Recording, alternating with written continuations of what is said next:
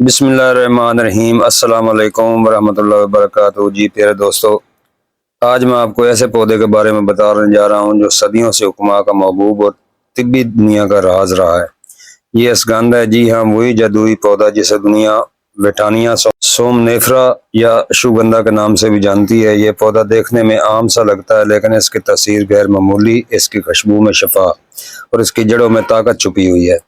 اہل ہند و یونان کی حکیم کہتے ہیں کہ اسگندھ جسم کے اندر جمع ہونے والی زہریلے تاثیرات کو دور کرتی ہے، اور ایک حیرت انگیز خصوصیت یہ بھی ہے کہ یہ جسم پر ایلوپیتھی دواؤں کے برے اثرات کو ختم کر دیتی ہے۔ یعنی جو ادویات جسم میں حرارت، خشکی یا کمزوری پیدا کر دیتی ہے، اسگندھ ان سب کا توازن بحال کرتی ہے۔ اگر آپ جسمانی کمزوری، جوڑوں کے درد یا مسلسل تھکن اور اعصاب کی کمزوری میں مبتلا ہیں تو اسگندھ آپ کے لیے ایک قدرتی نعمت ہے۔ یہ جسم کو نئی توانائی عطا کرتی ہے اور تھکے ہوئے اعصاب کو سکون اور طاقت فراہم کرتی ہے۔ اسگندھ کی سب سے مشہور ترکیب قد کو لمبا کرنے کے لیے استعمال ہوتی ہے۔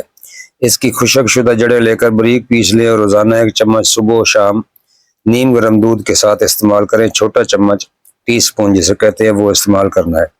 یہ نسخہ نہ صرف ہڈیوں کو مضبوط کرتا ہے بلکہ جسم میں قدرتی ہارمونز کی توازن کو درست کر کے نشو و نما کے عمل کو تیز کرتا ہے۔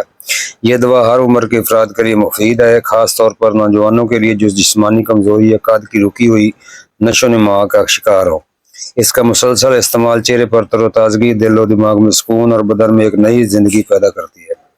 اسگندھ کوئی عام جڑی بوٹی نہیں، یہ فطرت کا تحفہ ہے، قدرت کی دعا ہے جو زمین نے اپنے پودوں کے ذریعے ہمیں دی ہے۔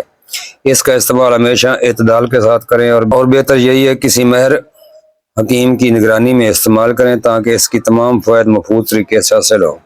اگر آپ بھی جسمانی درد، اعصاب کمزوری یا دواؤں کے مضر اثرات سے پریشان ہیں تو اسگندھ کو اپنی روزمرہ زندگی میں شامل کریں۔